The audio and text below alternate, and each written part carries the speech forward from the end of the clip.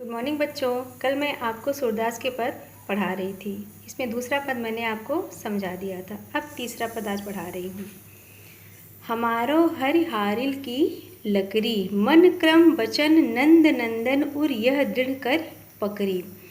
अब इसमें गोपियाँ भगवान श्री कृष्ण को हारिल की लकड़ी की तरह बता रही हैं। उद्धव से कहती हैं कि हे उद्धव जी, भगवान श्री कृष्ण हमारे लिए हारिल पंछी की लकड़ी के समान हैं। जिस तरह हारिल पक्षी अपने पैरों में हमेशा लकड़ी को दबाए रहता है, उसी को आधार बनाकर उड़ता फिरता है, उसी तरह हम भी भगवान श्री कृष्ण को, नंद जी के नंदन को मन क्रम वचन से अपने हृदय में जकड़े हुए हैं। जागत सोवत स्वप्न दिवस निस, जागते सोते स्वप्न में, दिन में और रात में, कान कान जकरी, कान्हा कान्हा की रट लगाए रहती हैं। सुनत जोग लागत है ऐसे ज्यों कड़वी ककड़ी। आपका योग संदेश हमको कड़वी ककड़ी के समान अरुचिकर लग रहा है, यानी जिसे हम एक बार मुंह में डालने के बाद दूसरी बार नहीं डालना चाहते हैं। उसी तरह आपका योग संदेश भी हमें अरुचिकर लग रहा है। सूतो व्याधि हमको ले आए, देखी सुनी ना करी। हे उद्धव, आप तो हमारे लिए योग रूपी ऐसा व्याधि यानी रोग लेके आए हैं जिसे हमने न देखा है, न सुना है, न करी यानी अर्थात न कभी होगा है। यह तो सूर तिन्हें ले सौंपो जिनके मन चकरी।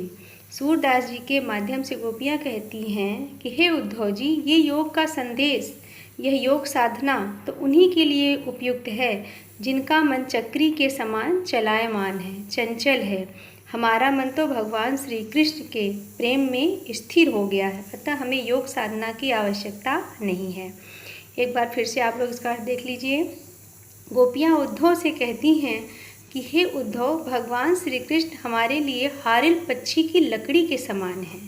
जिस प्रकार हारिल पक्षी अपने पैरों में लकड़ी को दबाए रहता है, उसी को आधार बनाकर उड़ता रहता है, उसी तरह हम भी नंद जी के नंदन को अपने हृदय में मन कर्म और वचन से जकड़े हुए हैं।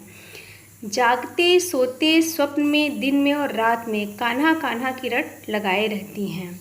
आपका योग संदेश हमें कड़वी ककड़ी के समान अरुचिकर लग रहा है। हे उद्धव जी, आप तो हमारे लिए योग साधना रूपी ऐसा रोग लेके आए हैं जिसे हमने न कभी देखा है, ना सुना है और ना ही कभी भोगा है।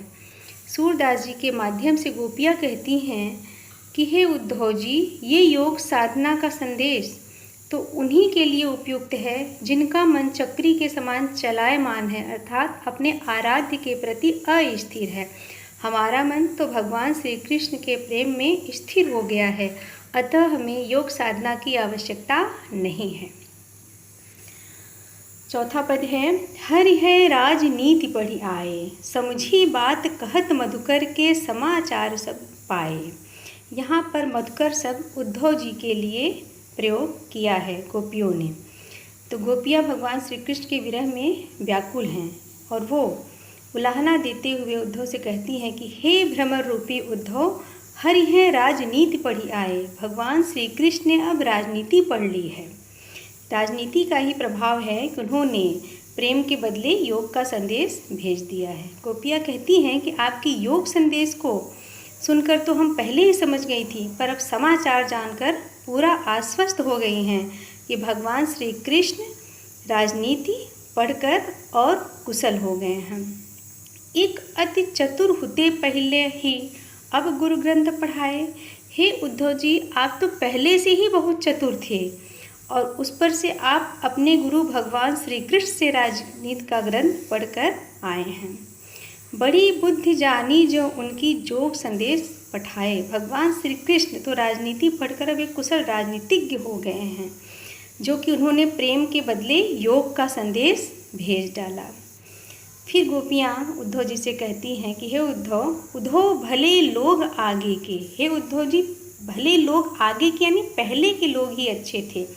पर हित डोलत धाये, पर हित यानी दूसरों के कल्याण के लिए दौड़ते चले आते थे। हे उद्धव जी, पहले के लोग ही भले थे जो दूसरों के कल्याण के लिए दौड़ते चले आते थे, भलाई के लिए दौड़ते चले आते थे। गोपियाँ कह रही हैं कि अब अपने मन फेर पाई हैं। गोपियाँ कहती हैं कि चलत जो हुते चुराए, भगवान श्री कृष्ण जाते समय हमारे जिस मन को चुरा लिया था उसे हम अवश्य मन फेर पाई हैं, यानी फिर से वापस पा लेंगी। पर आश्चर्य की बात है, ते क्यों अनीत करें आपुन, आपुन यानी स्वयं, जो दूसरों को जे और अनीत छुड़ाए, जो दूसरों को अनीति के मार्ग पर चलने से रोकते थे वो खुद क्यों अनीति के मार्ग पर चल पड़े हैं, अर्थात वो योग संदेश भेज रहे हैं। राजधर्म तो यह सूर जो प्रजा न जाहि सताए, पर गोपियाँ कह रही हैं सूरदास जी के माध्यम से कि उनको राजधर्म नहीं भूलना चाहिए। राजा का धर्म होता है कि वो प्रजा की भलाई का कार्य करे, प्रजा का कल्याण का कार्य करे, ऐसा कोई कार्य न करे जिससे प्रजा को कष्ट हो। एक बार फिर से ध्यान से देख लीजिए। गोपियाँ उद्धव जी को उलाहना देती हुए कहती हैं कि हे भ्रमर रूपी उद्धव, भगवान श्री कृष्ण ने राजनीति पढ़ ली है। आपका योग संदेश सुनकर हम पहले ही समझ गई थी, किंतु अब समाचार जानकर पूरा आश्वस्त हो गई हैं कि भगवान श्री कृष्ण राजनीति पढ़कर और कुशल हो गए हैं। हे उद्धव जी, आप पहले से ही बड़े चतुर थे और दूसरे आप अब भगवान अपने गुरु श्री कृष्ण से राजनीति का ग्रंथ पढ़कर आए हैं। बड़ी बुद्धि जानी जो उनकी, भगवान श्री कृष्ण राजनीति पढ़कर कुशल राजनीतिज्ञ हो गए हैं, तभी तो उन्होंने प्रेम के बदले योग का संदेश भेज डाला।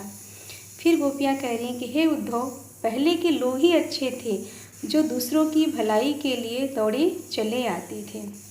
गोपियाँ कह रही हैं इतना सब कुछ जान लेने के बाद हमें इतना तो विश्वास है कि हमारे जिस मन को भगवान श्री कृष्ण ने जाते समय चुरा लिया था उसे हम अवश्य वापस पा लेंगे। पर आश्चर्य की बात है, जो दूसरों को अनीति के मार्ग पर जाने से रोकते थे वो खुद अनीति के पथ पर चल पड़े हैं, अर्थात प्रेम के बदले योग का संदेश भेज रहे हैं। पर उन्हें राजधर्म नहीं भूलना चाहिए कि राजा का कर्तव्य होता है कि वह ऐसा कोई कार्य ना करे जिससे प्रजा का अहित हो। ठीक है बच्चों, आज के लिए बस इतना ही। कल इससे संबंधित प्रश्नोत्तर हम आपको बताएंगे। धन्यवाद।